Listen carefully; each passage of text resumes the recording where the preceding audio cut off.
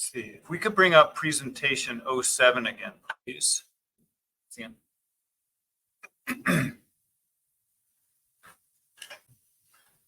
So Pete, we finished the presentation for 06, and then we started the presentation 07, the program of work.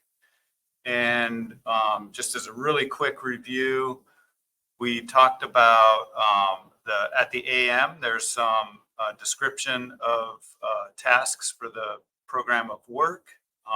Paragraphs 56 and 57 from the AM 102 report, I believe it was. There's a paragraph stating to not focus on distribution elements of the MP at this point in time.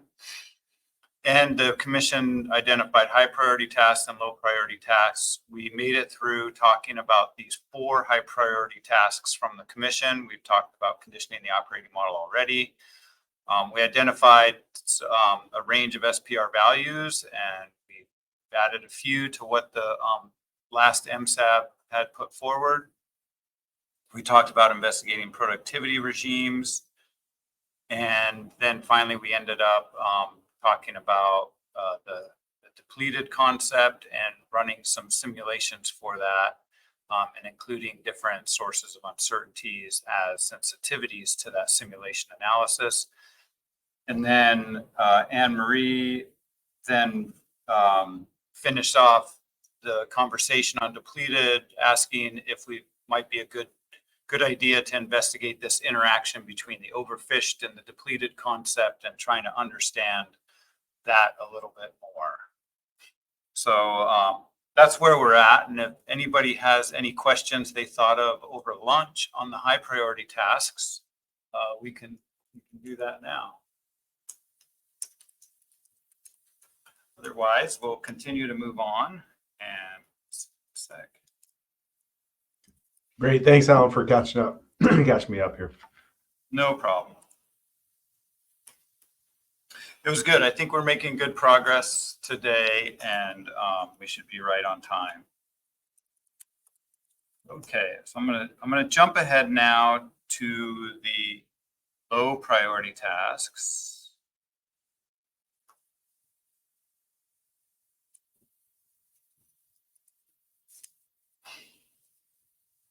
Okay, the commission also identified a number of low priority tasks, including improving the estimation model, which rose from a request from the SRB, to evaluate potential management actions when approaching the deleted limit reference point, to evaluate additional elements of management procedures.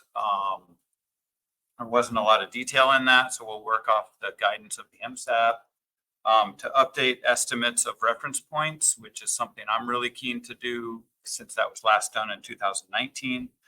And then to develop guidance documents for the harvest strategy policy, which we've mentioned at this point in time, potentially a rebuilding plan guidance document, and then maybe a guidance document on exceptional circumstances. I'll have to have a think about that.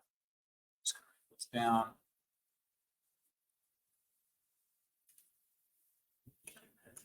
So the last 2 bullets on this slide are in italics because those are ones that the commission did not mention at the annual meeting. And instead, the secretary has added those as things that have come up in the past.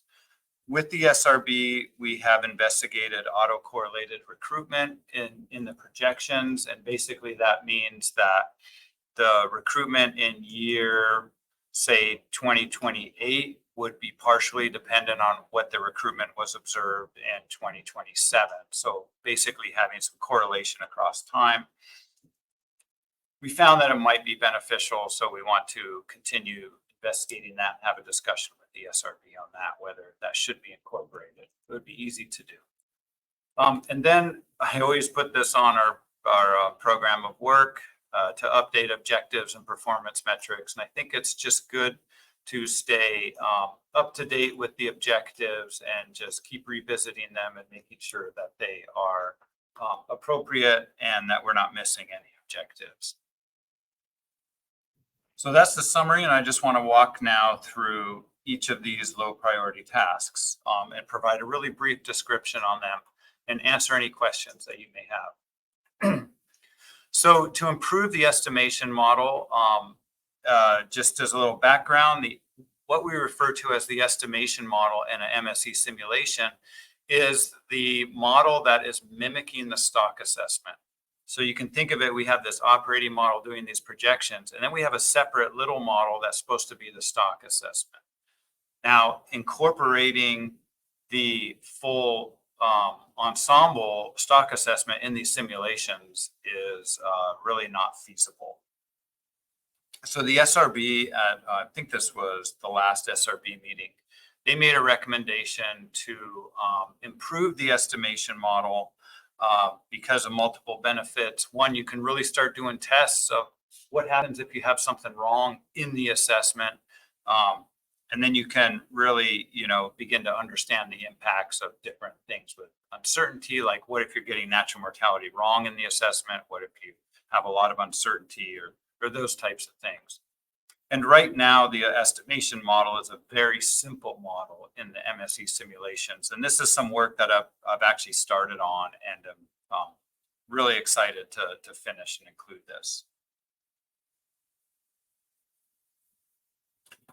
So as a reminder, the management procedure has data generation, what we call monitoring on the figure on the right there. And that's all the data that we would put into the assessment and that's used in the management process, so that the simulation framework can simulate FIS data, can simulate CPUE data, although we don't do that very often, but we can. And so all those different sources of data, age data, et cetera. And then the estimation model, which mimics the assessment model, is in that simulation process. Data that's generated is brought into the estimation model, and then all of those outputs are brought into a harvest rule. And that is things like the control rule, the harvest rate, if there's any constraints, things like that. That's brought in the harvest rule. That passes into the commission, which has a decision-making variability on it, and then that goes back into the operating model to be caught by the fisheries and affect the population. So as I said, implementing that full ensemble is just not feasible because it's too time-consuming. We do at least 500 simulations per each of those individual, we do 500 simulations per management procedure, and they already take weeks to conduct. So we just need to keep them as quick as possible.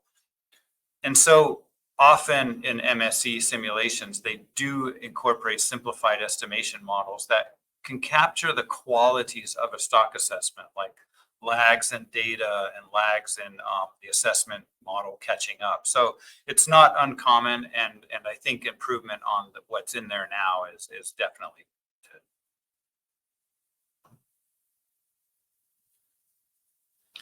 So that'll be a fun one for me because that's a lot of coding. The next low priority task is to evaluate potential management actions when approaching the depleted limit reference point. And so this really is dependent on us defining what the depleted limit reference point is. And that's a high priority task. So we need to finish that task first before moving on to this task. But we can begin to think about what sort of management actions would we want to implement. And so I think Anne-Marie asked a question earlier, if we, that we'd have to think about this, and she's exactly right, that we would. And so the Secretariat's come up with a couple of ideas, and you notice there's some dots there because there's definitely more brainstorming and ideas to do. But the first idea is to use a control rule, just as we do with the 30-20 right now. And the 30-20 control rule is is based on relative spawning biomass. And that basically decreases the fishing intensity as we approach that overfished level, the 20% relative spawning biomass, or RSB. But we could have a control rule on absolute spawning biomass. And as it approaches the depleted limit reference point, the fishing intensity is reduced. Now, this could be a standalone control rule and just get rid of the 30-20, or we could use these in concert with each other. So at the same time, I have some examples how that could be done.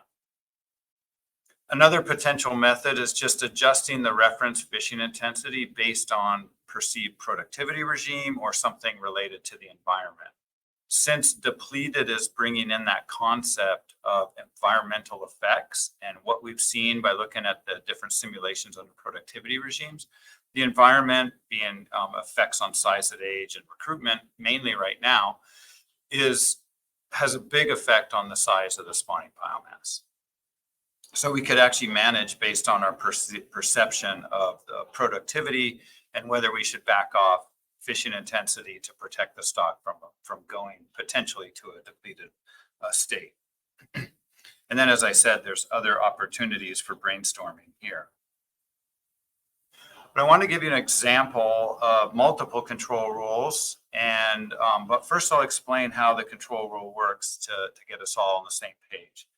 So focusing on the left plot here with the stock status or the relative spawning biomass, RSB, and we have that along the horizontal or x-axis. On the vertical or y-axis, we have fishing intensity.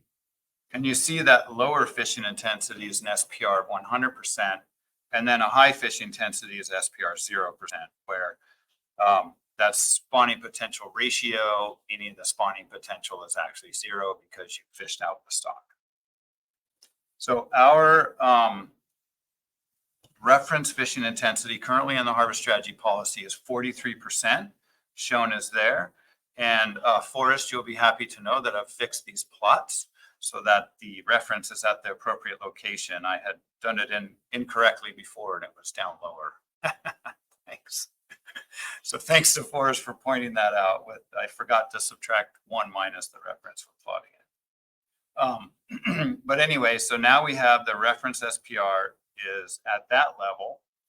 And depending on stock status defines what the SPR level is. So if stock status is above 30%, because we have a 30-20 control rule, then we would operate at the reference fishing intensity.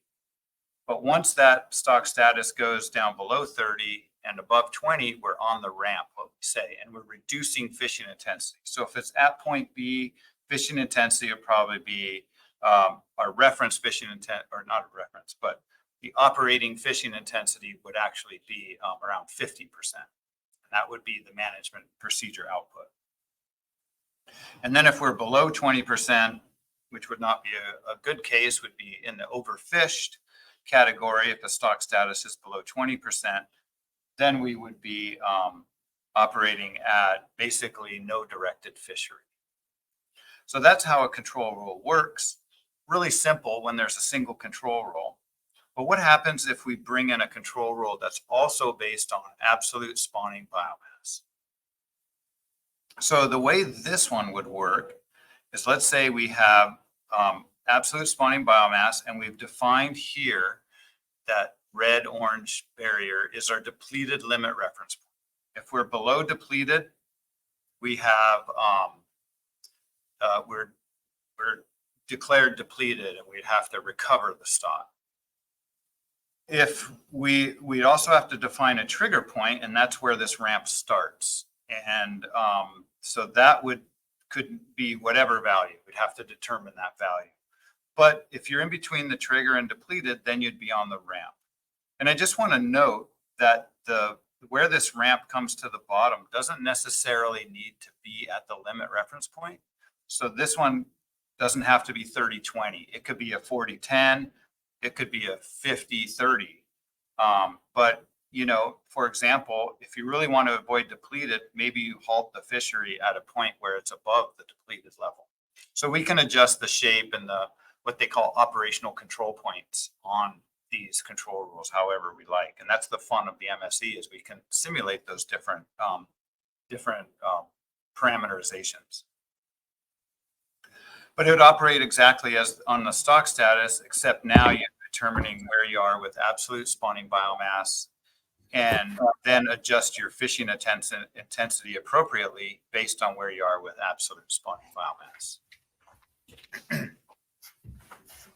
Tom, do you have a question? It looks like you unmuted.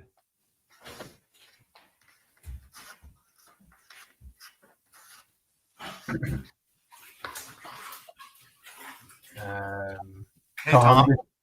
Go ahead, Alan. Oh, no. Hey, Tom, do you have a question? I think your microphone's unmuted. Tom, your microphone's on. Ask if you had a question. Oh, no, actually, the timeout got bumped on accidentally. Sorry. No problem. Just want to make sure there. This is, this is the fun part for me. Just bringing in graphs and pictures. So, okay, so let's say now that we're going to use both of these control rules, which gets complicated, I realize. So we're looking for feedback from the MSAB. It's like, you know what, 2 control rules is too much. We shouldn't go down that route. We'll take a different direction, or you know what, it might work. So I give 4 examples here, and they're indicated by the letters. So let's say example A is stock status is above 30%, meaning no reduction in the fishing intensity, but along absolute stock spawning biomass, we're at, we're below the trigger, and it says a 25% reduction from 43%. So we want to increase the SPR value. Okay, that's one example. The second example is B, we're on the ramp on stock status, and we're on the ramp in absolute spawning biomass. The third example is C, saying we're good on both measures. So we're not below the trigger on either one. And then D is really bad case where we're below stock status, so we're overfished, but we're actually doing well on absolute spawning biomass. So these are all hypothetical examples, and I just want to show you it's good to think about this because it actually helped me understand, oh, wait, how would you actually implement 2 control rules? So some potential methods then to using these 2 control rules, how do you actually determine what the reduction in fishing intensity is? And we've brainstormed and come up with 3 different ideas. The first one is determine which control rule results in the largest reduction in fishing intensity and use only that control rule. You compare the 2 and you say, okay, that's the one with the larger one, so we're going to go with that reduction. Second method is to average the reduction and take that. So you're not actually going to the maximum, but you're just averaging in between them.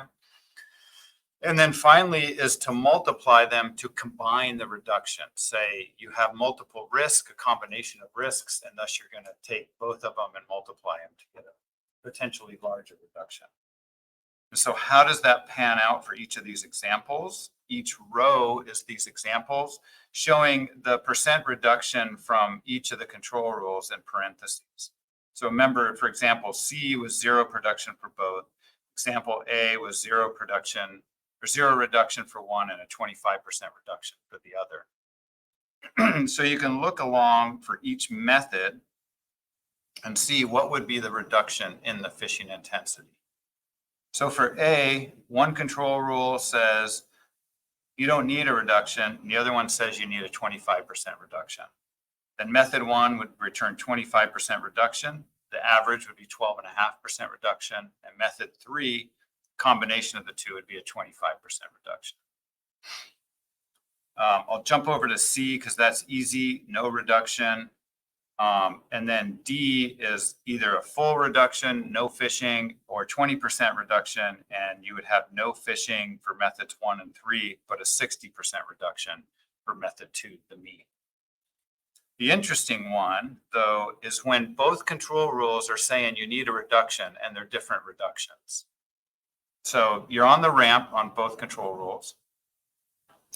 The maximum reduction would be 50%. The mean between 30 and 50 would be 40%. The combination would actually be a higher reduction than each individual one says. So it's sort of you're compounding those 2 risks and combining them. So I think this is just an example to give you an idea how we could make 2 control rules work.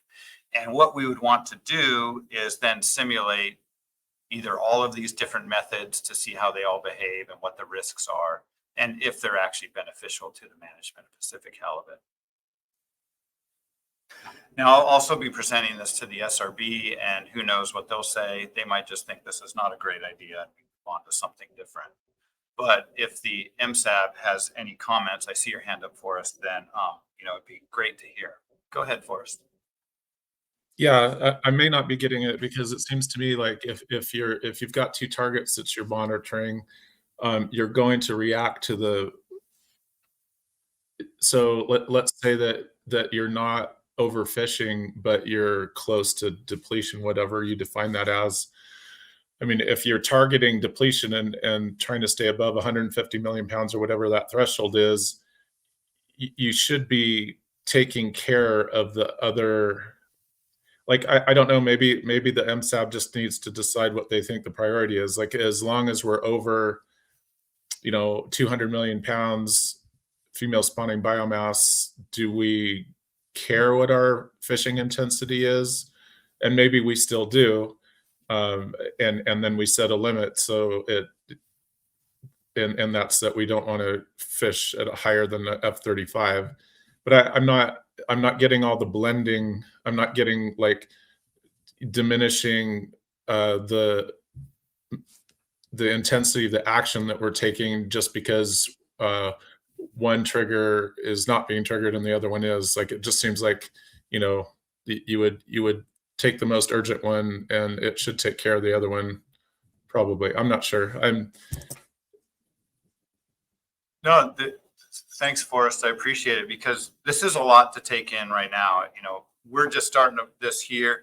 We've had a lot of debate internally of whether we should even go down this route. I sort of like the idea, but it does take a little bit of getting around. And what method one is getting at what you were saying, Forrest, is like you take the most urgent one and that's what you apply. And hopefully it takes care of the other one. But I think what Anne-Marie was saying is we don't really understand the interactions between overfished and depleted. If we just focus on depleted, would we never be overfished? Or if we just focused on overfished, would we never be depleted? And I think we're learning that because they're different concepts, that we could have a stock that's not, even close to overfished, that's doing well, 36% or whatever, but could be depleted because the environment is driving it to low levels or the productivity is driving it to low levels. And so the harvest strategy policy is definitely interested in both of these.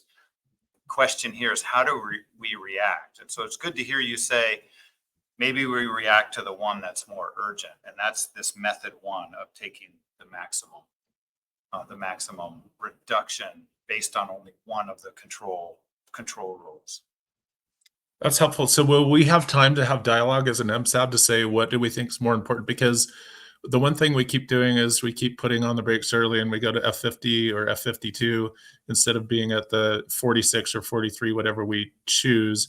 But if we determine that really the most important thing that MSAB thinks is to protect that 175 million pounds or not go below that threshold, then really what we should do is just let the harvest strategy policy with the F46 just run until that one threshold is being compromised, and then we take the reductions. But I don't know if there's time for dialogue on that or what.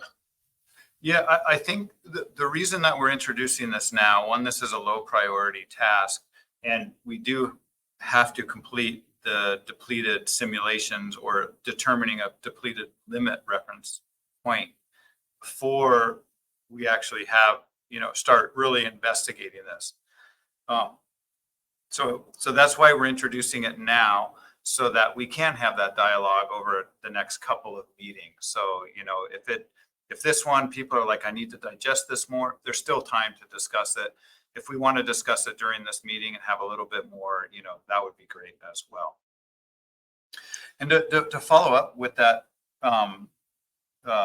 Forrest, you gave a really good example. You said, let's say if we're above 200 million pounds, that we're fine and we operate at the reference fishing intensity. Then we could say, let's say the trigger is 200 million pounds spawning biomass estimated from the stock assessment. And so if that would be the case, then we would actually currently be at example A, because our status is up above, near 36%, estimated from the stock assessment model. But the current spawning biomass is about 158 or 150 something million pounds. So we would actually be on the ramp if that trigger was 200 million pounds. And so the question is, what should we do? And it seems like the commission has actually, as you said, Forrest, been backing off fishing intensity. So are they actually acting on a de facto control rule right now? And one thing I want to look at is their decisions, say, over the past 5 years, and see if we can draw somewhat of a control rule from those empirical observations. So I just want to give you one chance to follow up for us. We have a couple of hands raised there. No, that was great. Interested to see what other people's thoughts are. Cool. Thanks for bringing that up. Linda, I see you at the top of the list. Thanks. I guess I was thinking about this absolute spawning biomass similar to what Forrest just said, that it wouldn't kick in until we cross some sort of minimum absolute number. So I think it's really interesting to take a look at how the commission has been acting and see if you can come up with a harvest control rule from that. And that is different from how I thought we were looking at this absolute number. But then going back to the next slide, or the one after this, I guess this method 2 that comes up with the mean seems to step away from the concept of absolute. I mean, if the concern that was driving defining in absolute numbers was that percentages, you never quite get there, it's just a smaller and smaller number, that if we average, we're kind of back in that same box of not having an absolute number, that we're back to percentage, and that was what the reason we started this effort was to address that concern of percentage base never quite catching the falling star, so to speak. I mean, am I getting it, or am I mixing things up too much? Yeah, you may be mixing it up a little bit, because we're still using the absolute number to determine how much to reduce the fishing intensity. But that's really informative to me in working on how to present this, so that we don't confuse what percentage of stock status and absolute is in terms of a percentage of reduction. There's a lot of different angles on this that I see how it can be confusing, but we're still using the absolute measure to the absolute spawning biomass here to then determine how much the reduction from that reference is. So, 50% reduction would put the SPR at around 60-something%. But you'd still be measuring it against the absolute spawning biomass. Oh, got it. Right. Okay, that makes sense. Thanks. Yeah, no, and it's good. The other reason that, I want to bring this up now is because, it takes a while to sink in. I've had the benefit. I've been thinking about this. I think, Linda, you might even remember, I proposed this for the ABM when we were in the ABM working group, to having these multiple control rules and cascading along. And it was promptly rejected because I think people wanted some different ideas on that. But I still think it's a reasonable thing to think about, but it takes some time to sort of get your head around. All right. If it's okay, Linda, we'll move on to Chris. Thanks, Alan. Okay, a whole bunch of questions. Just looking at slide 13 of this presentation, it appears to me that, and I know it hasn't been decided what the depleted is, but that it seems to me that overfished and depletion converge at some point. Is that going to be the case? I know like this is kind of, we're just, you're just trying to show us this graphically, but I'm trying to get a sense, is there somewhere where they converge, and can that tell us anything about if we are going to have harvest control rules? I mean, I think we want less is more. I think we want something as simple as possible if we're going to add something beyond the already existing, the 2030 harvest control rule. Yeah, that's a really good question, Chris. Something that I've been wanting to think about and just haven't spent the time thinking about yet. But I believe it depends on the level we define for depleted. And so, for example, the lines shown in the plot here, especially on the left plot, show that maybe we are at that point where they come together.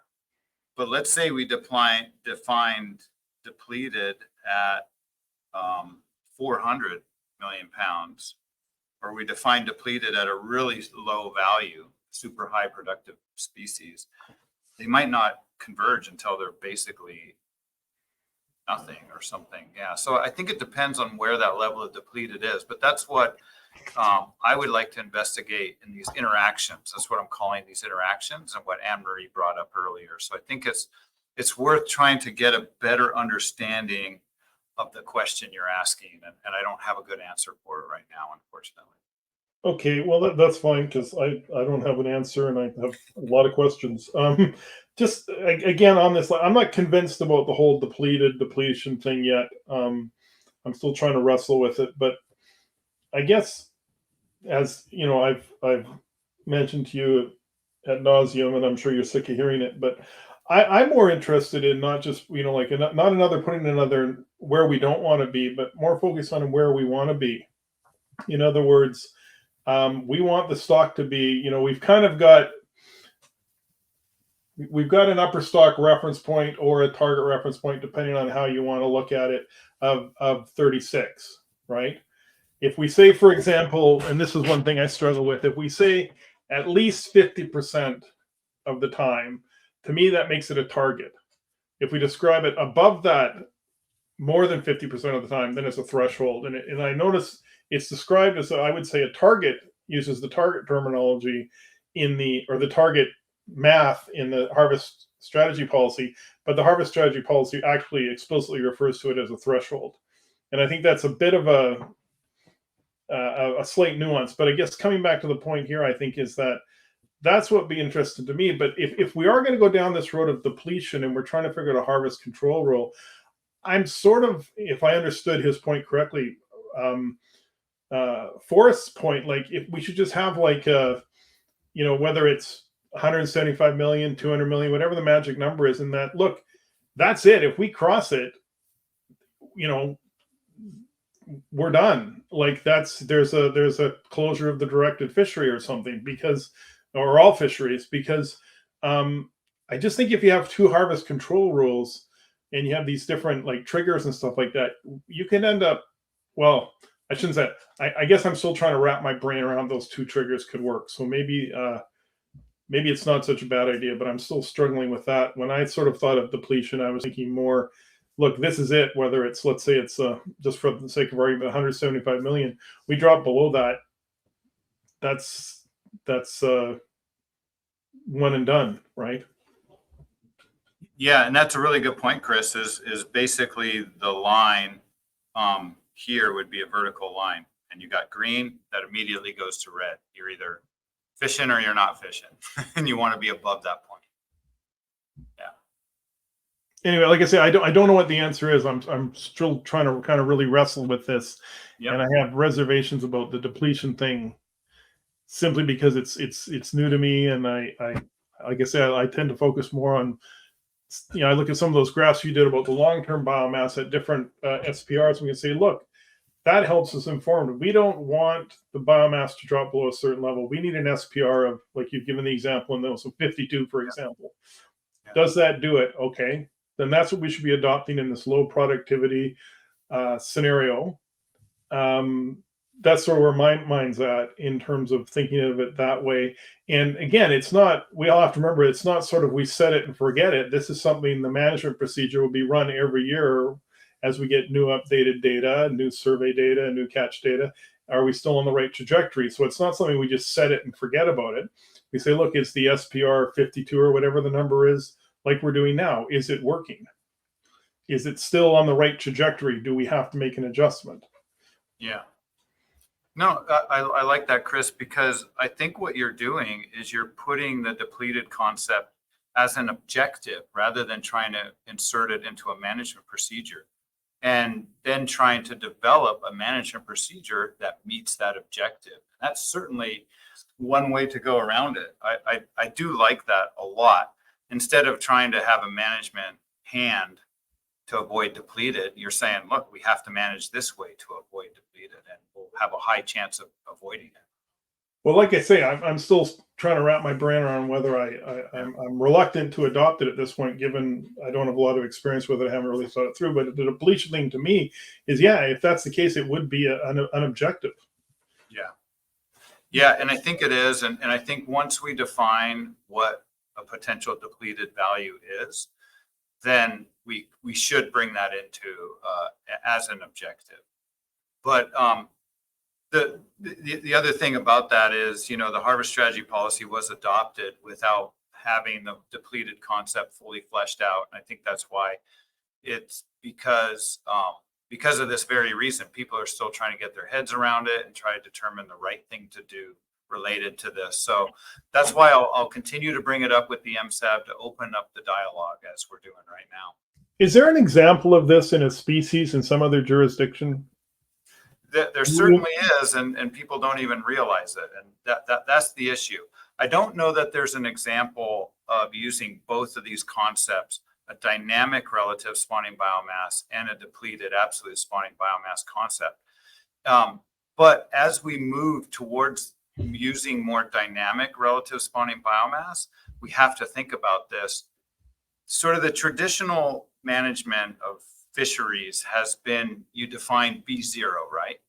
And B0 is this esoteric concept of this is the stock, unfished size of the stock. But that unfished size of the stock never changes depending on the environment. It's always a single value B0. So if you define stock status relative to that single value that's not dynamic over time, you're essentially setting a depleted level because it's not changing over time. It's non-dynamic, and it's basically a horizontal line across an absolute spawning biomass because it's a single value. So managing on a depleted is a de facto method, but people won't, I don't know if they won't admit it or it hasn't, the concept of this dynamic relative spawning biomass is new. Dynamic B0 is new. And a lot of people have concerns about it where they're not doing the investigations to see, is this a better way to manage? And instead they're just saying, well, we can't manage that way. So I think that's the benefit here is we're doing the experiments, we're doing the evaluations, we're trying to find the best way to manage it. And what we've been finding is we probably got to think of both concepts. And that was something that I've learned in the last 10 years that I've been at IPHC. So I'm learning right along with all of you. Okay, just a question on unfished or depletion based. Does it not change over time as conditions change?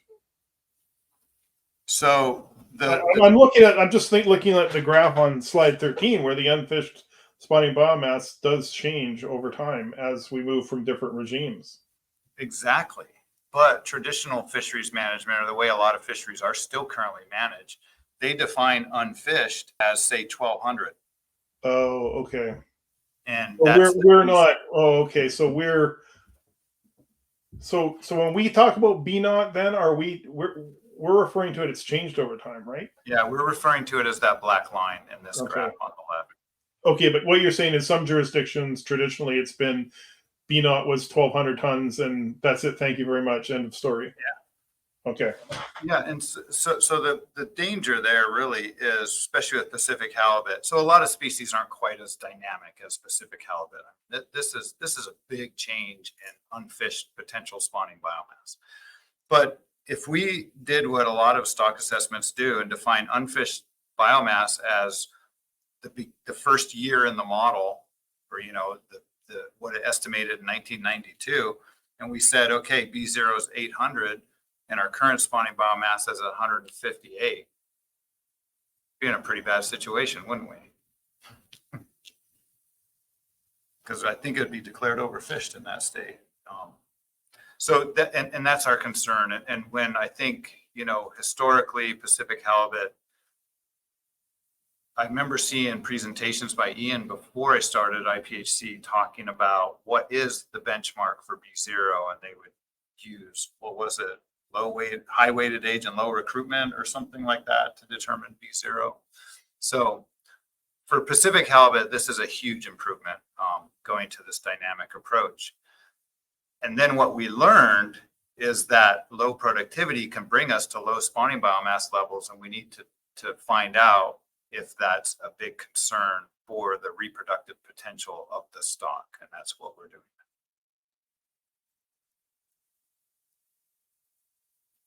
So, yeah. So thanks, Chris. Do you have more on that, Chris? Or you said you had I have a lot more, but I'm still trying to sort through it in my own mind first. Thanks. Okay. Yeah. And to be honest, I think this is the time for all of us to get sorting through this in our minds, because I think this is new work, and honestly, I believe it's groundbreaking work in terms of fisheries management. Hey, Alan, I just wanted to jump in real quick. I have a couple questions also, but I wanted to let everybody. I had seen Peggy's hand come up a few times there, and I just wanted to see if she's been really patient to see if she still had something to ask. No, I'm sorting through it. I'm sorting through it. That's my theme for the afternoon. And on a lot of different levels. I need to understand more about the difference and the dynamic between the absolute spawning biomass and the relative, in terms of how they would work together if we use both of them, in terms of just the process. I also need to get it a lot clearer in my head about depleted, because so far what I know from what other agencies have used depleted with, it means out of our hands entirely. It's environmental issues that cause this. And that's, you know, as far as I know, we're still going to be looking through the rearview mirror, trying to go forward when we're in a depleted state. And we won't know, because everything is going to be far more confusing then than it is now, with potential, what was it that we were talking about yesterday? The exceptional circumstances. So, yeah, it's a lot to sort out.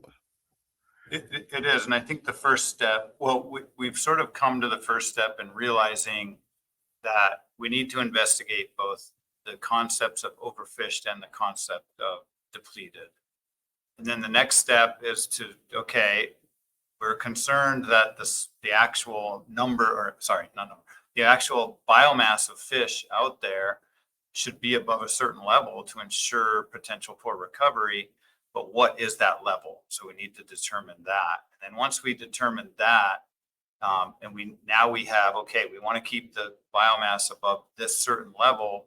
We also have an objective to keep it above 20% dynamic relative spawning biomass. How do those two interplay with each other?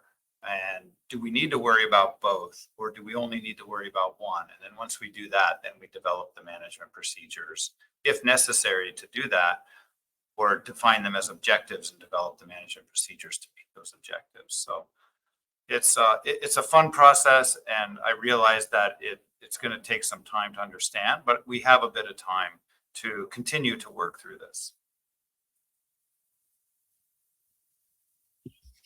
Pete, do you want to ask your questions, or should we move on to Courtney? Yeah, let's go ahead and let Courtney go. Okay. I think I'm off mute there. Yep. Yeah, thanks. So not looking to see anything changed with this comment here, but I wanted to know a little bit more about why we went with the depleted definition that's on the screen right now. It kind of caught my eye when I was reading the policy itself too.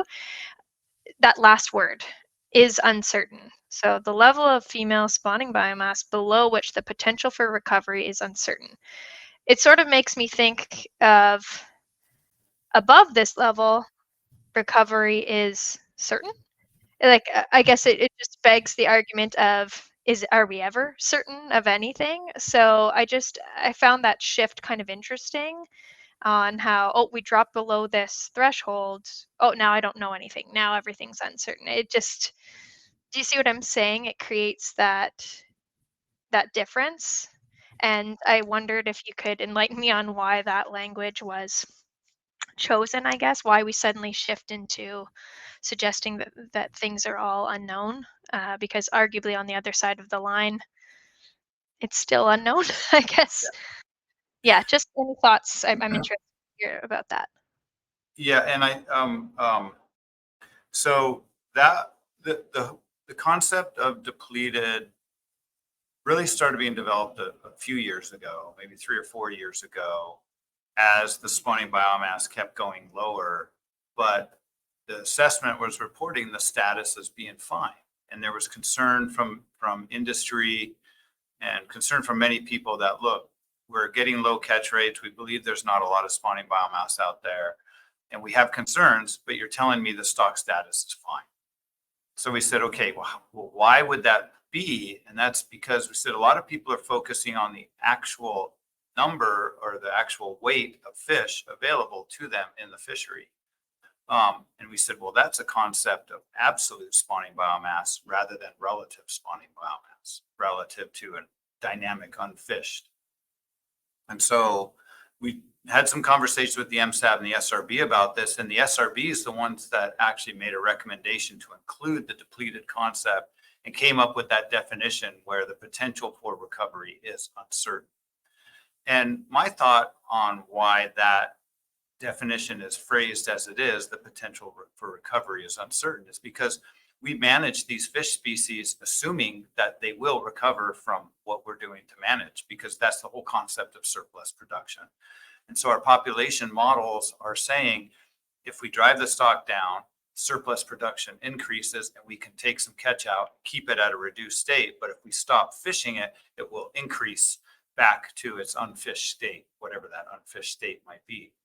So it's really centered around that. And then where the SRB came in and determining, well, is there a point below which recovery is uncertain? What they're really meaning by that is there a level that if we get the population is too small, if we get down to 2 white rhinos, can they recover without, zoos and other things assisting it? If we get down to 70 million pounds of spawning biomass of halibut, is that enough halibut out there to successfully reproduce? And we don't really know, but we want to define a limit that we just really absolutely want to avoid to ensure that at least our models are suggesting there will be surplus production to recover this stock if we were to stop fishing on it. So it goes up back to, I guess, a lot to the theory and the mathematics of it all and our assumptions. Thanks, but it's a really good question on that. It's like, well, how certain are we with the environmental changes that halibut are seeing? Maybe we're not that certain. Pete, I know Forrest has raised his hand. Do you want to go ahead, Pete, or should we move to Forrest first? I'll just one comment, and then we can go to Forrest, and then I'll ask them. I had a question that came up. I was on this panel a couple of months ago, and listening to kind of what we're talking about with depletion and what that means, and it's like, and it's kind of a rhetorical question, or an unanswerable question, but if you've hit a point at which the population will not recover, no matter what you do, whether you completely shut down fishing, would you actually stop fishing? Right? Or would you capitalize on what was there at the moment? And again, it's one of those I don't know. That's an uncomfortable question to really think about. But anyway, we can go on to Forrest and I'll come back. I do like that, Pete. That's a great little interjection there. You're going to keep me up tonight. Yeah, that's a good question. Go ahead, Forrest. Yeah, and I totally support finding what depleted is. Our fishery objectives will never let us get there, because my sense is that if it's anywhere close to what your preliminary work has discovered, the economics of the fisheries are going to be so insane that we'd never want to get close to that. So I'm just thinking that the absolute spawning biomass is really like what Chris was saying. We have one target, and that's not to get below a dynamic number of B20. But dynamics don't say a lot for, like, it's more how many females are in the water that really regulates what's optimum for the fleets in terms of fishing. The more we talk about the more the less important the relative, like the SPRs and stuff are. I mean, we need to maintain that trajectory and be within normal fishing intensity ranges.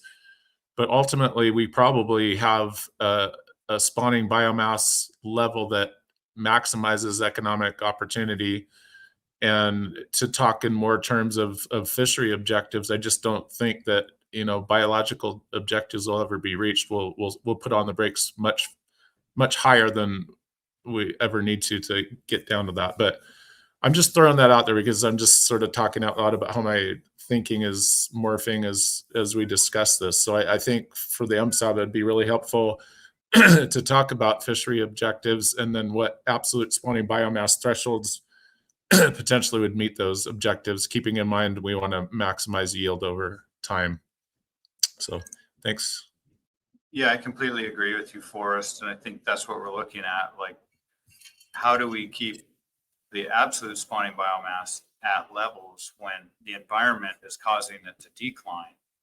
How do we keep that at levels that does support maximum economic yield?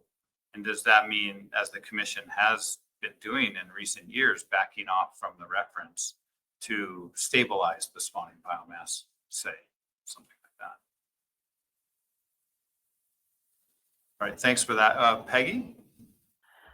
Yeah, thank you, Pete, for bringing that up because it triggered a memory for me.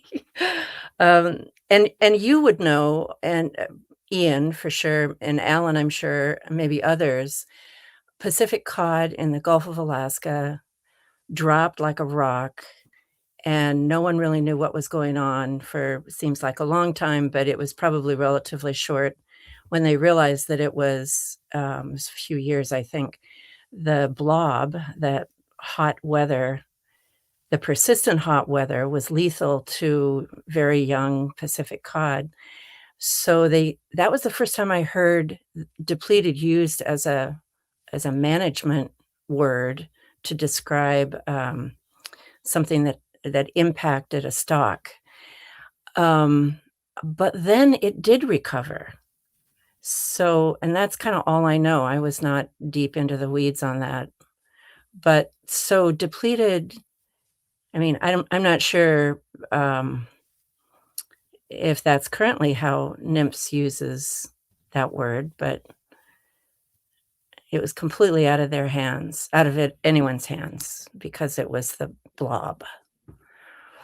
Yeah, and I think the Pacific cod is a really good example. You had a really short time period that caused increased natural mortality. I believe, there's a lot of pathways to that, but if you have an event that is short-lived and causes a massive amount of mortality, but the stock can recover from that because the environmental conditions or whatever conditions it were go back to more favorable conditions, how do you want to manage to that versus these persistent changes over time that we're seeing in Pacific halibut, a declining size at age and lower recruitment, and those concepts. So it's there's still a lot to think about, I think, in this. So it's glad we're having this discussion. Yeah, and I'll just make a quick note that that was actually kind of the context of this question that came up. It was like, if you knew that your Yeah. stock is going to crash in the next year or two, would you just open the floodgates on fishing because it's going to crash anyway? Or would you kind of hold back? And like, I'll just cut to the chase. My answer to that was no, you wouldn't open the floodgates, because the reality of what happened was that there was a proportion of that stock that survived and then started regrowing from there. So you wouldn't want to just go hog wild and kill off those potential survivors is at a higher rate than you would have originally. But Lynn and then Linda looks like they have their hands up also. Yeah, go ahead, Lynn. Thanks. And I thought I understood this graph on the left, but this discussion has really, unfortunately, confused me. And I think some of it may be I'm too much in my my U.S. West Coast groundfish assessment brain. The black line that your arrow is pointing to that says unfished, it was my interpretation that that is what the spawning biomass would be if we didn't do any fishing. Not Yes. that that is changing B0 over time. Is that a correct interpretation? The black line we would actually call dynamic B0. So B0 in this concept is the biomass without fishing. So yeah, Okay. I totally see your point right now. I just got you, it. You get where I'm coming from because Yes, of yeah. how things are phrased on the West Coast Yeah, groundfish. Yes, because Okay. B0 is the unfished biomass at the start. The And- zero implies that it's times zero. Yeah. Yeah. And, So and that tends to remain constant until the next Yeah. time we get an assessment. Okay. Yeah. Thank you for helping clarify that, and that I'm not completely lost. I appreciate it. I hadn't even thought of it that way, but all of a sudden my brain switched to the council, and I was right there with you. So yeah, the black line is if we had not fished, that's what the population is.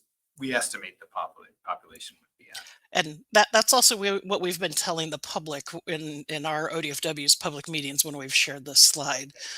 So I'm glad we're on track. Thank you. Okay, yeah. Thanks for the clarification. Go ahead, Linda.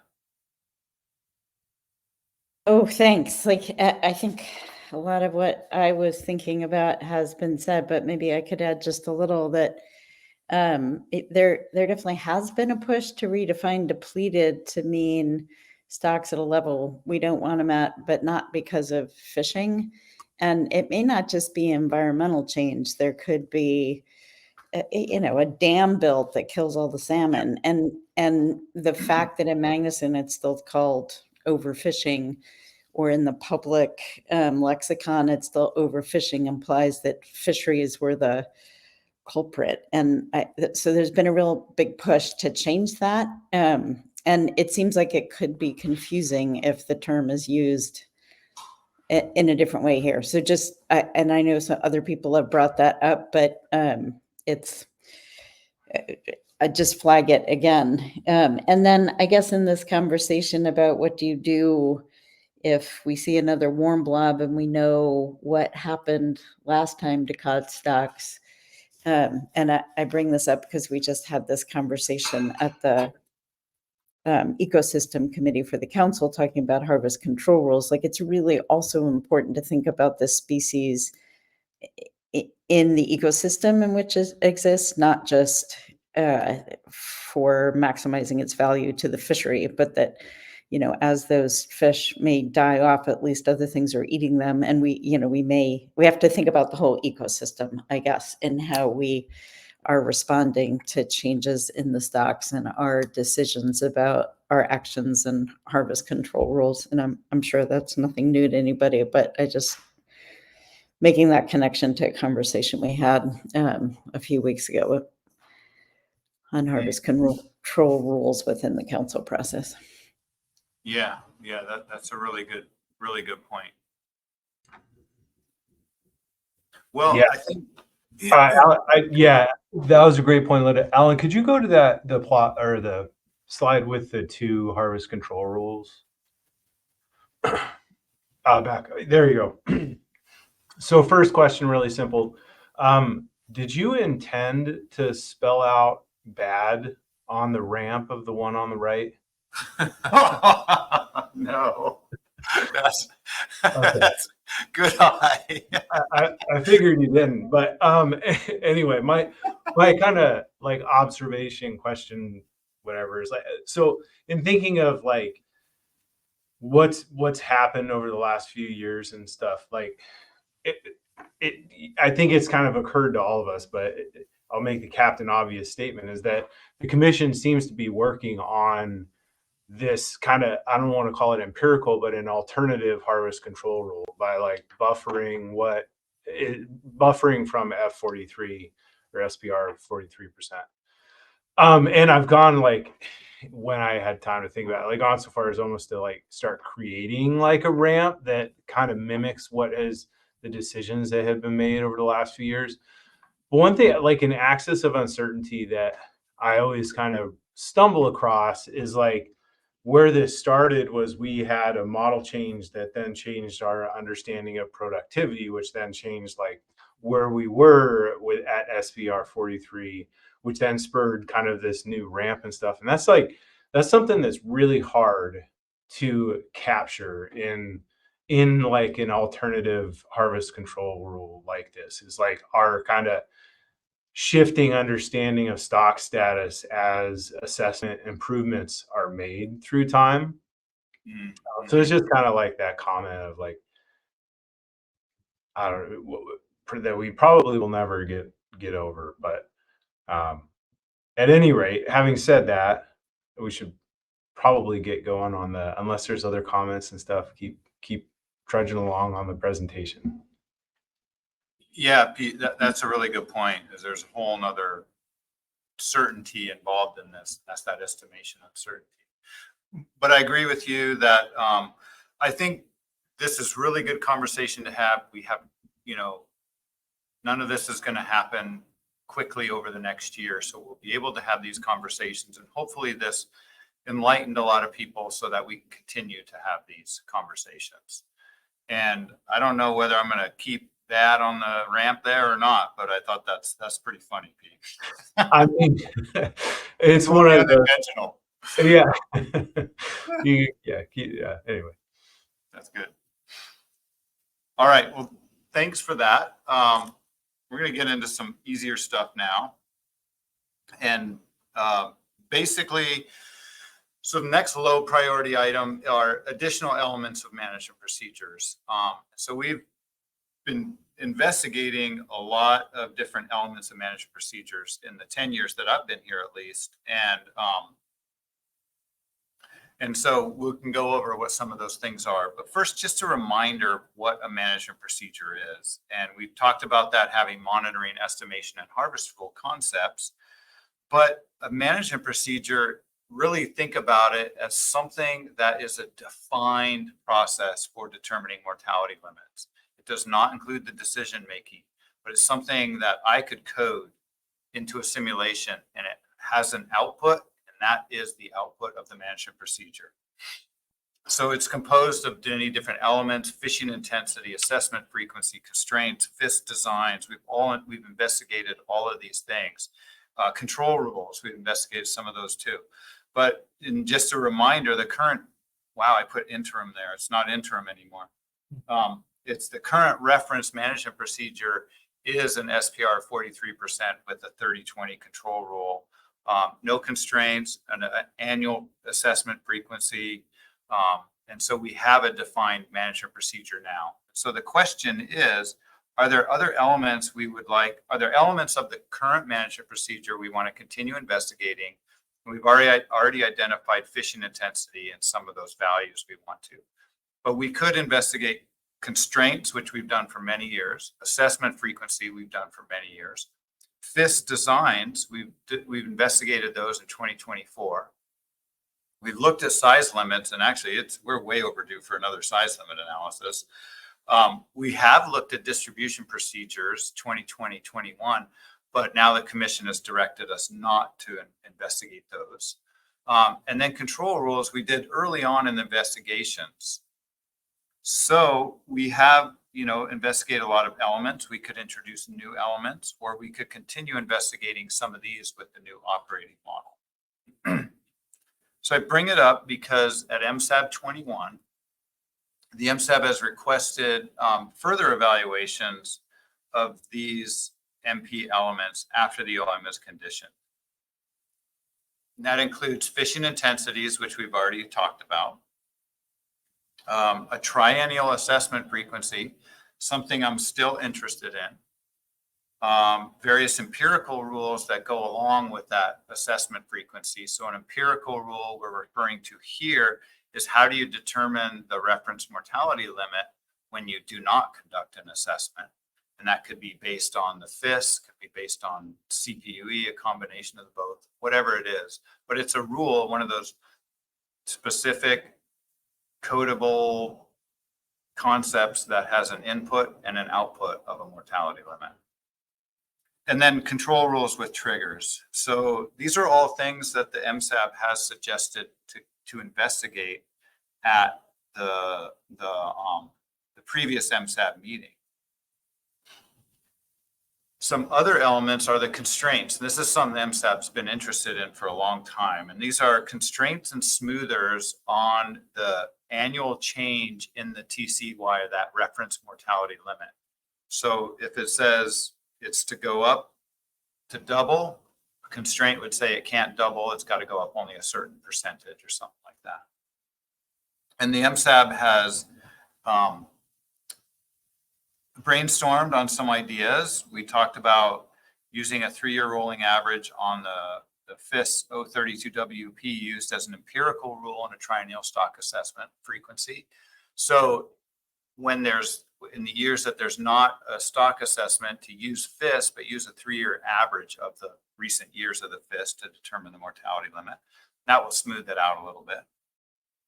Constraints applied to non-assessment years and or applied only to assessment years. So think about, can we use some sort of constraint, but applying it to only years without an assessment if we were to do a triennial, say, or years with only on the assessment, so not doing it every year. A phase-in approach for the change in TCY in assessment years. I can't remember the details of this, but phase-in approaches are maybe if it's a big change, you don't take the big change, but you bring in that change over a number of years to reduce the impacts. Or use the trends in the fishery CPUE or the FIS WPE to determine if a bigger reduction should be taken than is suggested by the reference TCY if it's a decrease. So if it's saying the assessment, and this could be related to Pete's comment on, say, the assessment as a change in natural mortality, it says we need to reduce the TCY by a large amount. But hey, we're not seeing a big change in the CPUE or the FIS WPUE. Maybe we shouldn't go the whole way and just keep checking on it. So a lot of interest in constraints over the years. And here is a slide on some past work on constraints. We've looked at a maximum change of 15%. And that was, based on an objective we had at one point, was to that we wanted to keep it under 15%, the annual average change. And I think it'd be worth looking at other percentages. Could we have a maximum change of 20% and still meet this, would that still be acceptable? And sometimes we've done some investigation on a maximum change only on the increase or when it's increasing or decreasing. So we could look at it as a one-way maximum change. The slow up, fast down approach has been around for many years before I even came to the IPHC. And it would have a restricted change in both directions, but it goes up slowly. But when it comes down fast. And then that there's also the concept of a slow up, full down, meaning that the TCY can increase slowly, but if it says to decrease it, you take the full decrease. That's recommended by the management procedure. Okay, so that's it for management procedure elements. We've had a lot of discussion about this. Just wondering if anybody wanted to add anything to the slides presented here on that one. not seeing any hands. I think we'll have time to have these discussions. So a couple, we just have a few more low priority concept tasks that are in the program of work to talk about. And one of them is updating the estimates of reference points. So we last did this in 2019 when we did a full analysis of different models and determined what are MS-based reference points for Pacific halibut.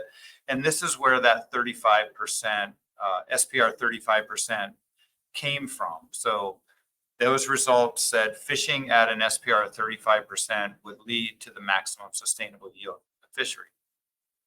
We also talked at that time about maximum economic yield being a little bit higher or a little bit lower fishing intensity, a higher biomass than would be suggested by MSY. We talked about uncertainties, and all of those details are in this 2019 document. Given that there have been a lot of changes in the assessment and the MSE framework since 2019, I think it's appropriate to redo this analysis, understand what we're looking at, look at the productivity regimes, which we did do in that analysis, but really get a good understanding of this and making sure that our current reference points are appropriate. So that's what we're going to do there. I'm not sure when we'll get to that, as we have some other tasks to make sure that we complete first.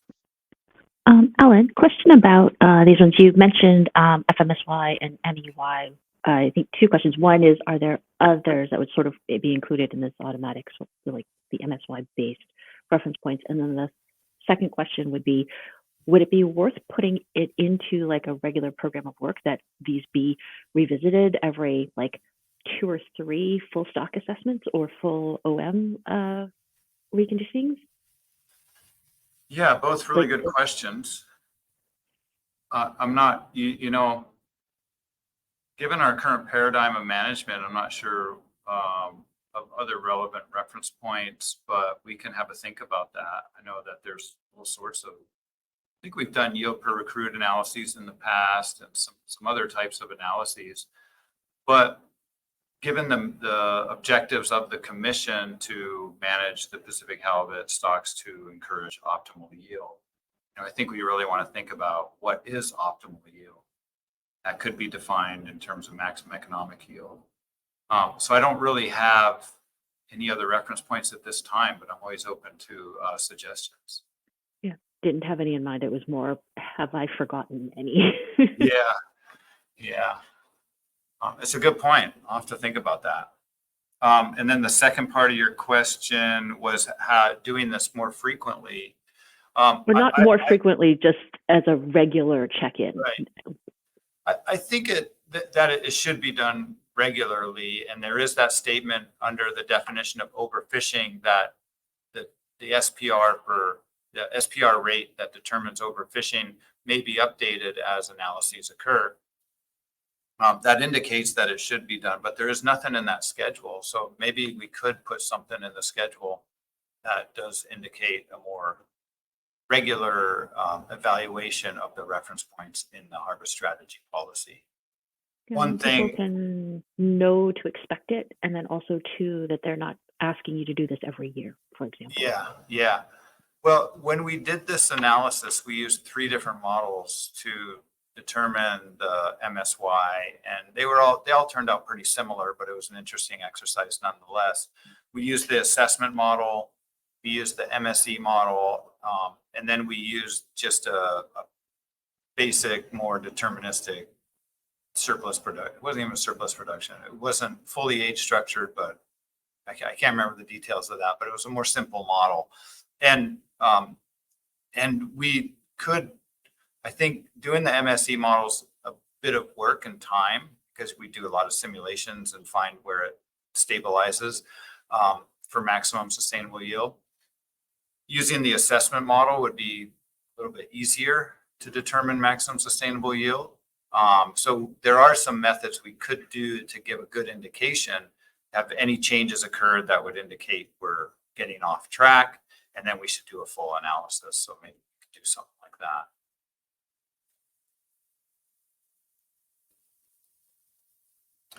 All right, any other questions on reference points? I know I refer back to this document a lot, so when we do this analysis, we'll make sure it's really clearly documented and hopefully be able to publish a paper related to it.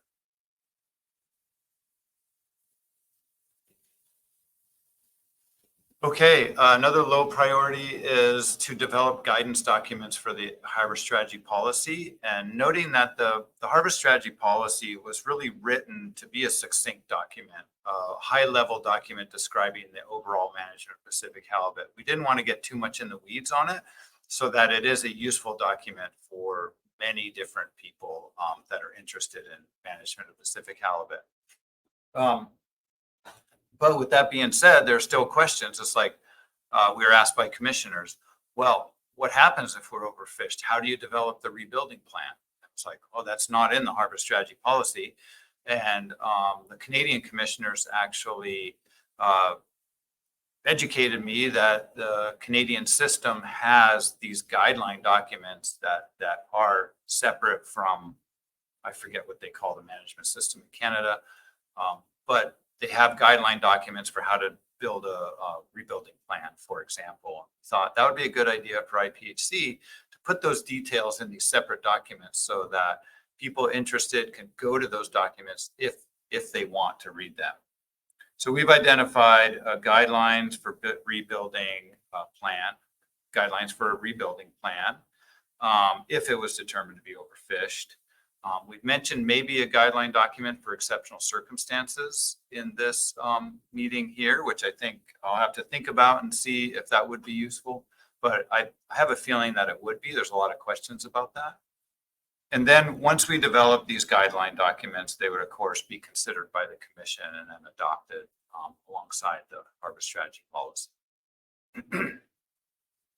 So if anybody has any other ideas about the details, I wonder if even, there could be a guideline document on, conducting MSE simulations to support the harbor strategy policy. That could have things like how often the reference points are redone or something like that. The current technical document for the MSE is updated regularly. It'll be updated now that the operating model has been reconditioned. So that's sort of where you'd go for those details of the MSE frame.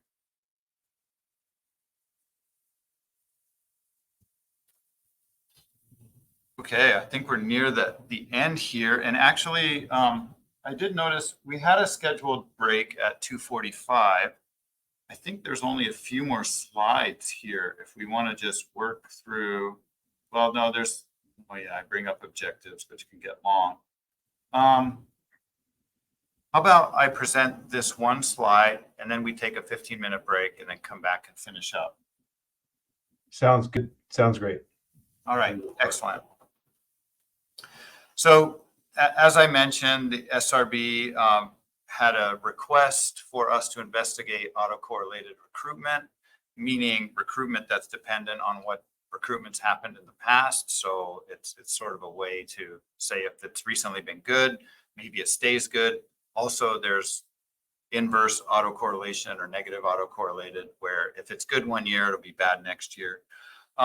But we took a look at this, and there's some evidence that it may be useful in the MSE simulations, not overwhelming evidence. And so we're going to discuss this with the SRB if we should bring this into the projections. I'm not sure if they'll have more recommendations for investigation or they just say yes or no. We'll see what happens there. But it's easy to do, easy to bring into the projections if necessary. So that brings us to the last concept, is updating objectives and performance metrics. I don't want to dive into that before break. It shouldn't take too long because really it's just to be aware of all these objectives. And again, a low priority, something that we don't have time to get into at this MSAB meeting, but for people to be aware that maybe we should bring this up in the future. So what do you think on the length of the break? 10 or 15 minutes?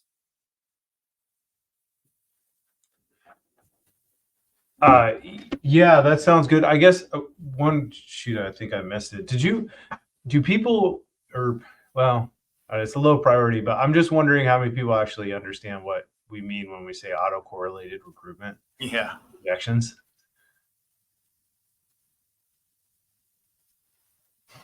I'm not even sure I fully understand. I could say, I fit a REMA model. That won't help.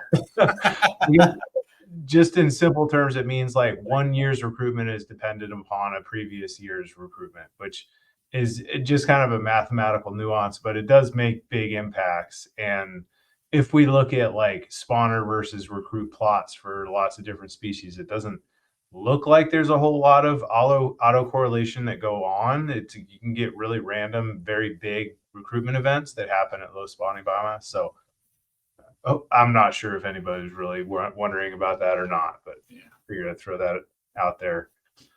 Us nerdy types are thinking about it, but I think, you know, the other aspect is with the PDO regime in being modeled as part of this, that's accounting for a lot of that correlation. You know, that recruitment will stay high in the regime. So some of that correlation is already accounted for in that process. We found there might be just a little bit more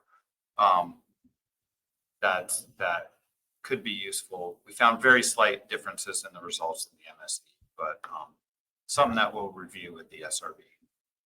Yeah, that's an interesting point to think about, is how mean recruitment changing accounts for autocorrelation. But anyway, Yeah. that's definitely in the realm of propeller head type stuff. So, maybe that means it's a good time for break. Yeah, I think so. Anne Marie, what are you good with taking a 15-minute break? That sounds great. Look forward to hearing more about the autocorrelation next week. Okay. All right. Do you want to come back at, say, 7 after the hour? Sounds great. All right. All right. Well, I'll continue. We just have a few more slides, and then we can go into a summary and drafting the report. I think we're on really good track here. The last thing, which was not mentioned by the commissioners, was to update objectives and performance metrics. And, you know, this might not be everybody's favorite, but it probably is one of the more important things. We talked already today about some of the objectives.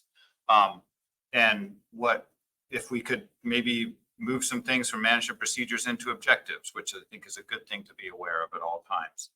So my philosophy is it's always useful to revisit goals and objectives to make sure that they're still relevant, maybe to clarify them or to even add new ones. And an example is what we've been talking about with the depleted level and absolute spawning biomass. It's also useful to review the performance metrics related to objectives to make sure that they're meeting the usefulness that the MSAB would like to see. And if there's any other performance metrics, even if they're not priority ones that the MSAB would like to see, we can put those in MSE Explorer, report them in different ways. So the reason that this really comes up is the SRB made a recommendation of considering some fishery performance indicators that represent metrics directly observable by stakeholders, example, fishery CPUE. And so we don't really have any metrics being reported from the simulations that are indicating CPUE.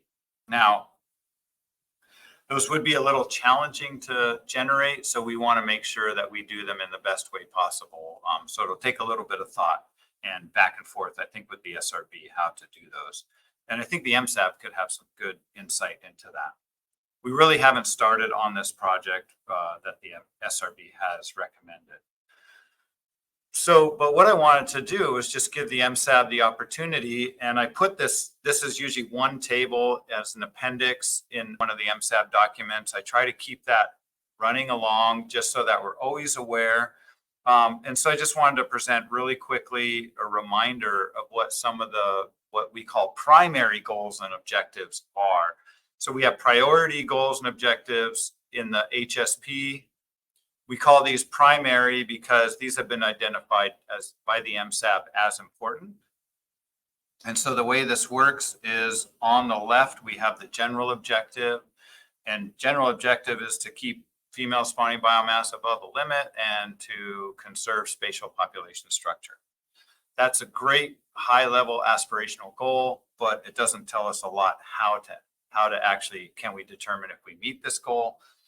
or objectives. So we define a measurable objective and we provide details such as long-term coastwide female relative spawning biomass, a limit reference point, a tolerance or a probability that we want to have, and then usually a time frame according to it. So this measurable objective is then just split out into these elements here.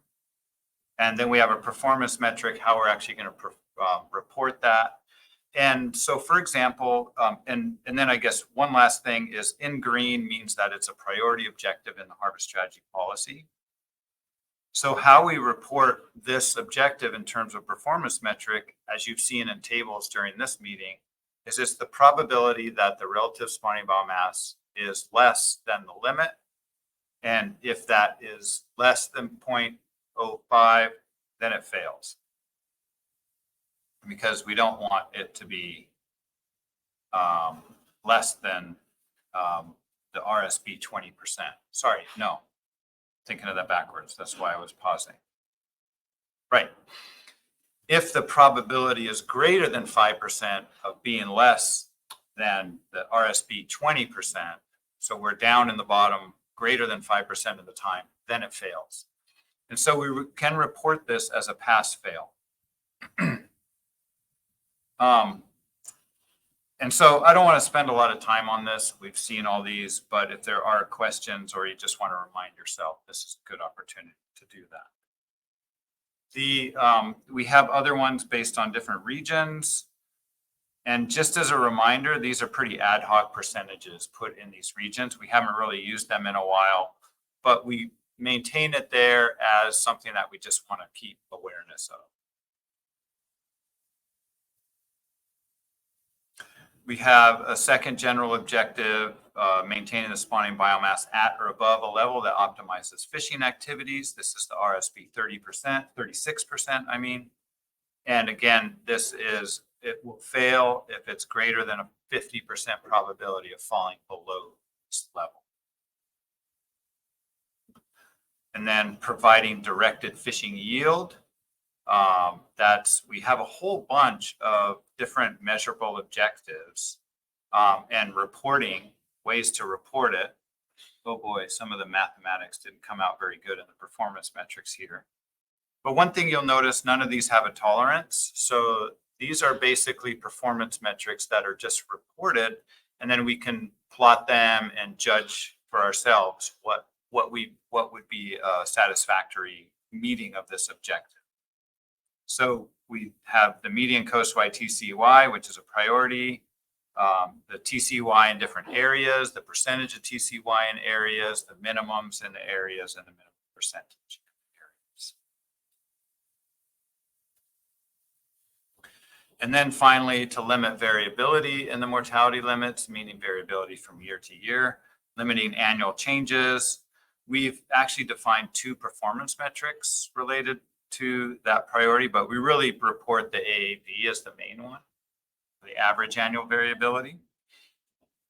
And then we've identified an objective to limit annual changes in the regulatory areas, but we have not looked at that as a priority and very often. So I bring this up to identify that we do have some objectives related to areas that are defined, but they're not priority objectives, but they are reported in this table usually in an appendix of an MSAB document.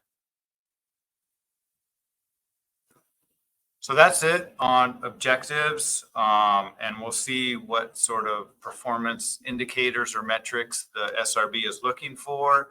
If the MSAB has any thoughts on useful performance metrics, whether those are fishery related or population related, it's always good to hear about those.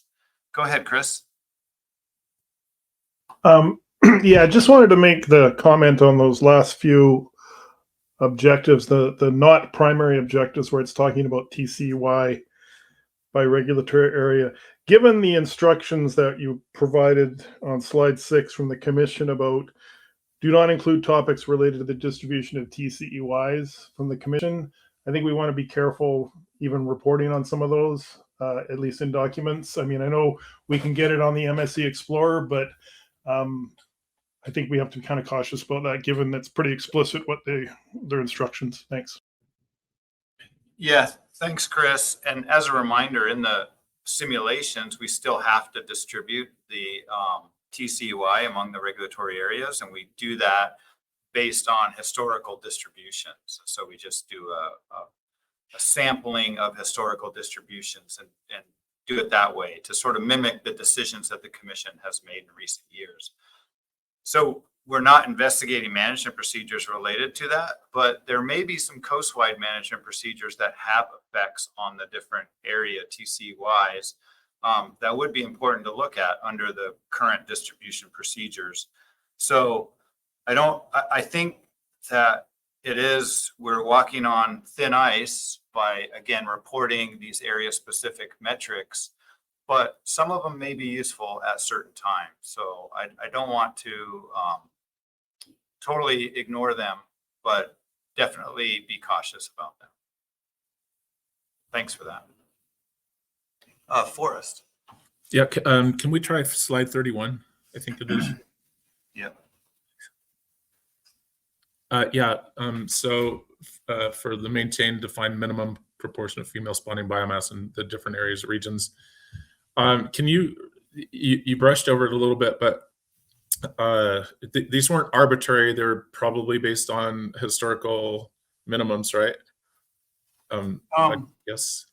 Yeah, that was a while ago. We put these guys, I think they were based on maybe historical averages, which we've seen quite a change in the last 10 to 15 years. Okay. I guess my question would be, and this actually goes into potential future work, but how I just have a lot of personal curiosity in how much this plays in terms of what amount of biomass we want to keep in regions. And I suspect that will become more informed as we look at more at migration and fecundity and stuff like that and recruitment. But how can we use these proportions? Like if we're thinking about things, can we use these proportions to say if we've got more than 5% of the biomass in region 2, we're good? Or like how careful should we be when we're talking to constituents and stuff like that, or fleets using these numbers? Yeah, I would really caution against using these specific numbers. So first off, we developed this objective because there's a lot of uncertainty about what causes a successful recruitment. Is it spawning biomass in just one region, or in some years it's that there's a spawning event in this region, and in other years it's a spawning event in that region. So we just don't know. So we feel that the best thing to do for conservation is to make sure that we have diversity of spawning biomass across all the different biological regions, so that we can have successful recruitment when the environmental conditions are correct for that region. So that's the sort of impetus behind this. And so I think you're right. We might have looked at historical minimums in each of these regions, and that the population has persisted with those historical minimums. But it's not really a full analysis of like, what are the consequences of these numbers? Like, are we really, it might conserve it because there would be some biomass around, but the actual number value is pretty ad hoc. And we just didn't have a way to get at a better number at that time. So you could say, I guess you could say, if the percentage of spawning biomass in region 2 is greater than 5% of the coastwide, that is what we have historically seen. So we should be okay with that. But I wouldn't go much further than saying, any specifics on this. So this would take really some more work to really define some numbers that would be very useful for evaluating management procedures. Okay. I should probably make a note on that in this table. Yeah, and just at the risk of sounding pushbackish or something like that, since it's so prominent in our primary goals and objectives, it just, I don't know if there's place for work on it, but it just seems like something that, we shouldn't throw up unless we've got some rationale to back it. Yep, I agree with you. Thank you for taking that time. Yeah, thanks for bringing that up for us.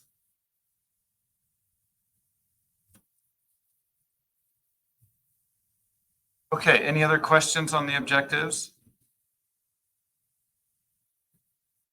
If not, here's a summary of everything we've walked through. So I think I was just talking to Ian over the break, noting like, holy cow, this is a lot of work to do. I don't see this, even though we're defining this as a program of work for 26, 27. I like that it's high priority and low priority, but I think this is really a program of work that might take a few years to accomplish, a number of years to accomplish.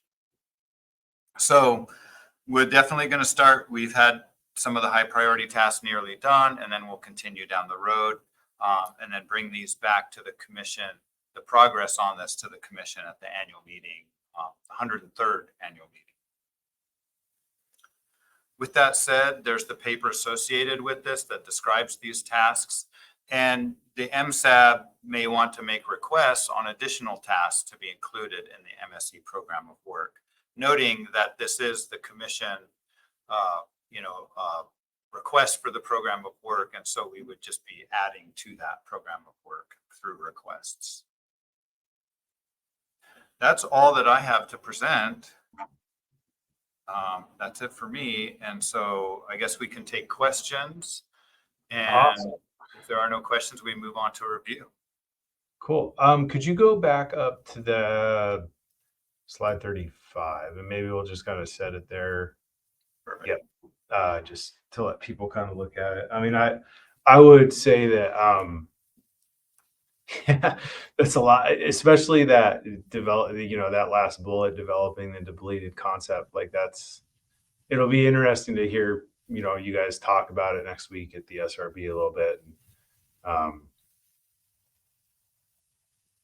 Yep. I'm trying to think, like, wasting time with babbling, but I'm trying. Are there papers out there on? I think you might have cut out in this context. There are papers, there's a lot of papers on dynamic reference points. And, Sure. To be honest and straightforward, there really seems to be two camps on this. Some people are concerned that going down this road of dynamic reference points is a dangerous, slippery slope. Others, think that this is a good way to manage a fish population. And, given the dynamic nature, how variable the Pacific halibut population is, I think it's worth investigating the depleted concept and the dynamic approach through the simulation process and just ensuring that we are managing the stock in the best way possible.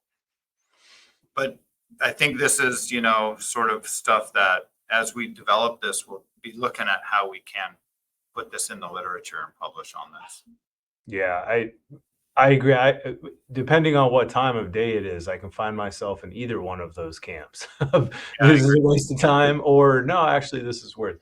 I do agree that I think it'll be interesting to see how your MSE looks into this and to see if there is any sort of results and projections where we can actually see that kind of bifurcation of when it'll recover or when it won't, and if it makes sense and all of that. So yeah, I'll stop. Does anyone have any questions? Otherwise we can jump into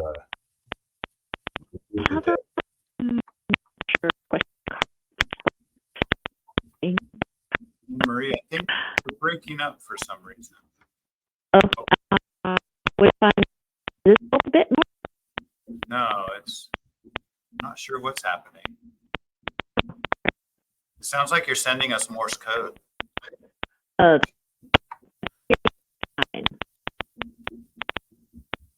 me try to.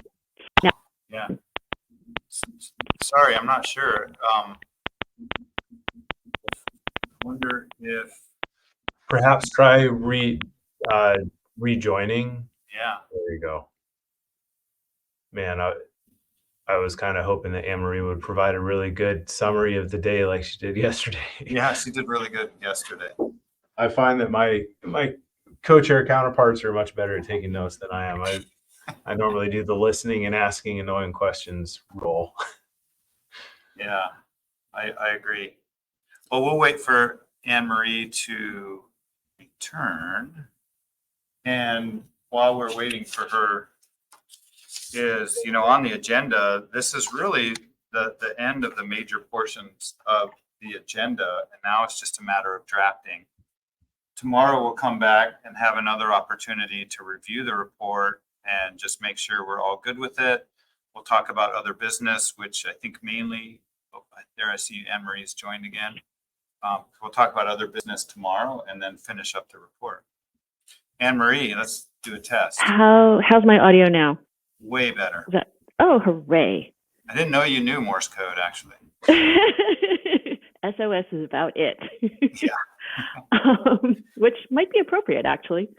I'm not sure where this fits in, but in terms of like thinking about, it's partially to do with depleted, partially about what Chris has been bringing up around where do we want to be. And it's less about, and it's like half a step towards that, I think, in terms of would it be worth reporting the, for example, when you've got in the harvest strategy policy table, in the long-term metrics, you've got probability of the RSB being below XYZ. Would it be worth reporting, like, what is the 50% probability? Like, what's the median outcome expected? Or even like a range in terms of like 45 to 55%, we're going to be like these numbers to give people an idea as to like, this is your implied, this is where you want to be if you took this particular SPR and ran with it. Mm-hmm. Yeah, that's a good idea. And that's already produced in the MSC Explorer. It's the sort of that, I think, what do we call it in there? Average, the median average relative spawning biomass. Mm-hmm. Yeah. So and then if we do it for both the relative spawning biomass and the absolute spawning biomass, I think that might also be helpful. Yeah, we could do that. I think we have to be careful about creating too big of a table. Yeah. And so, but it's worth thinking about it. We have in there, we have the probability that the spawning biomass is less than the spawning biomass estimated in 2023. And we chose to include that rather than an actual, the median spawning biomass would be 199 million pounds. Because we felt like anchoring it to a specific year that many people had experienced recently would have a little bit more meaning, perhaps. Yes. But if we do develop that depleted reference point, then all of a sudden, absolute spawning biomass does have a lot of meaning. It could also be that we have like, here's the abbreviated harvest strategy policy table that we think that everybody's going to use every single year. And that like, these are the main ones that we want to look at. But then here's a supplementary table of like the additional things that to keep it. Here's the big one. Here's a little one. Pick your poison. Yeah. And I mean, we could include a little one as a presentation and then always have a link to a bigger one on the MSC Explorer or something like that. Yeah. I think we have the HSP table in the Explorer as its own tab as well, but maybe we can add something there that allows people to pick and choose just a small set of performance metrics they want to see as well.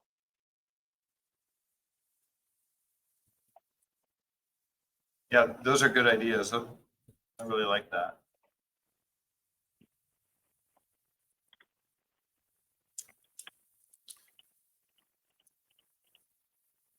All right. Any other questions? Oh, I see Forrest has his hand up. If that's all right. Go to Forrest. Yeah, sorry to monopolize so much time. So I listened to Chris over this meeting and things that have been said in the past, and absolute spawning biomass when it first got brought up was, it seemed like it had some potential, and then I think that there was some pressure to not really look at that. But after today's conversation, I'm left thinking, I don't, as an MSAB member, I don't particularly care about dynamics. I don't care what a SPR 46 means at 60 million pounds or 70 million pounds coast-wide TCY. It comes into play how it plays down in the levels where we start caring about how it shapes our fisheries and the results of our fisheries. So I'm asking myself, when I look at this, it's a high priority to look at depleted, and then we talk about SPR values. And so I'm just wondering if we eventually will get to another discussion where we touch on objectives again, fishery objectives. Where do we want to ultimately be? And how does absolute spawning biomass reference points versus dynamic actually fit into that? And I know that depleted would be a good anchor to, have that discussion, but do you see us being able to have additional discussions on that in the next year or so? Yeah, I sure do. I think with a bit more development of the depleted concept that we should bring up objectives again and have that discussion how this depleted concept and absolute spawning biomass does come into the objectives. I don't think this meeting's the right meeting to have that discussion for many reasons, one of which is that objectives discussions can be lengthy, but I think it might be worth putting in that as a note or even a request in the report. Okay, thank you. Although I've never seen a request to open up the discussion on objectives before. Not many people want to do that. We have had some working group, or I guess we call them working groups, subgroup, subcommittees of the MSAB work on objectives in the past, in the early development of this. Yeah, and I'll just say that I don't necessarily think that a discussion of fishery objectives has to get into the distribution discussion. Maybe there's some overlap there, but it doesn't have to. Everybody, all the fleets have certain needs, and I think those can be discussed in general. And I think discussing whether we pin ourselves to absolute spawning biomass or some type of a dynamic number, I think those discussions would fit without getting into distribution. Yeah. And I think having some help from the MSAB on developing performance indicators that the SRB has recommended, that we could use some help from the MSAB. What are useful performance indicators?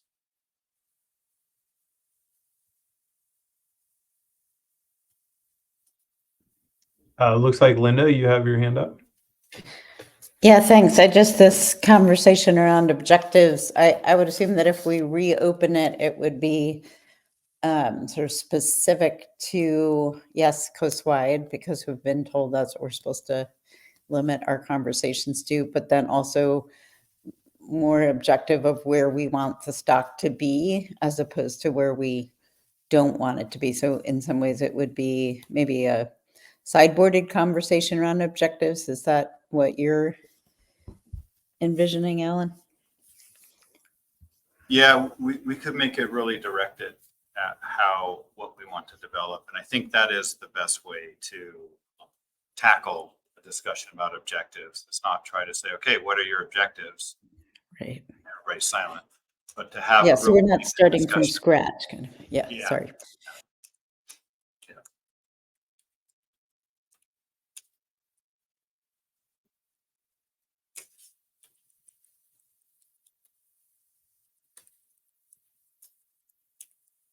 Right. Should we move into a review of the day?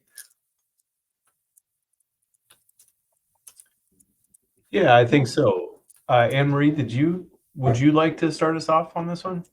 Yeah, let's see. Where have I got? We started reviewing our draft notes from yesterday, looked at our rules of procedure so that it can now be in the notes. We have 2 new definitions, which we always love making up. We have our rebuilt that is associated with overfished, and we have recovered that we want to tie to depleted. We then talked about conditioning the operating model, and that the big change was from the 2025 stock assessment for the maturity OGIs. We then started to talk about the operating models, the new ones, and I think the main things from that one was that we were looking at how they fit the historical stock assessments. We were looking at the assumptions that the operating models were making regarding the initial recruitment distribution and then the subsequent movement, and how each one of them treated those two things differently. And then also where and how much uncertainty was attributed and where. We were also, looking at the fit in the end years, particularly in Region 3, and there were some indications that maybe something new is happening, and in terms of the PDO being the lowest in the entire time series, and that could be causing new things to happen. And so trying to use the historical data to fit our current state of the world may not be the most useful way to go at it. Let's see. There was a clarification that I think that we might want to capture in terms of when we're using the probabilities in the operating model versus the stock assessment. We're using the operating model to essentially identify our sort of performance measures, like when the probabilities that we wanted to use, but then this is going to come out really messy. But the operating model was identifying the probabilities that we want to be comparing things to, but we will be using the stock assessment probabilities to actually do the comparison. Hopefully that is clear. And if not, hopefully we can make it more clear if we wanted to capture that. Let's see. Then we went into the program of work. We identified some additional fishery intensities to explore, was to make sure that there were split between the no directed fishing as well as no fishing at all, directed or bycatch. And then also to add SPR 49 to bracket SPR 46, which was our last recommendation. The depleted conversation, let's see if I can capture this one. I think the super tiny version of the depleted conversation is that everyone is wrapping their heads around it, and more work is needed. But I think also a couple of other things is that we wanted to identify that even though the MPs that are attached to the depleted concept is in the low priorities, we probably want to start thinking and discussing the concepts sooner rather than later, because everybody is wrapping their heads around it and trying to figure out what's going on. There was a thought along the way to perhaps might make sense to use depleted as something to stay away from, or use it as an objective as opposed to as part of a harvest control role. There was a thought that when we're thinking about depleted as a concept, that we want to think about the ecosystem function of the species, and not just the species just not howler by itself. And that it might be worth when we're defining depleted to expand upon environmental, that it's not just like environmental, but also could be like human impacts other than fishing. The example was of building of dams, for example. Which, let's see. And then we were talking about updating reference points and the potential to possibly put an update to regularly schedule in the MSY based reference points in our in our table of expectations so people knew what was to expect. We were talking about guidance documents supplemental to the harvest strategy policy, and that the rebuilding plan is one that is already identified. Two others that potentially came up was exceptional circumstances, and then maybe something around the MSE model methods. We had a bit of a discussion around objectives and performance measures. But I think basically, let's see, where do we want to do, how do I want to summarize that? I think we're going to summarize that as we're probably going to rediscuss some of the objectives and performance measures, but that we would do this in a targeted way in terms of we want to discuss this part of the objectives, not revisit everything. And we also had talked about, let's see, potentially adding additional things to the harvest strategy policy table in terms of the implied absolute spawning biomass and or relative spawning biomass associated with the SPRs and management procedures. I think that's mostly it that I've got anyways.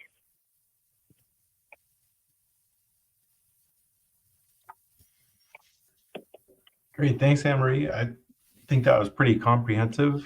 There was one thing I'll add. I jotted down was, and I can't remember who asked, but it was about kind of a request for a refresher on like what ensemble models are, and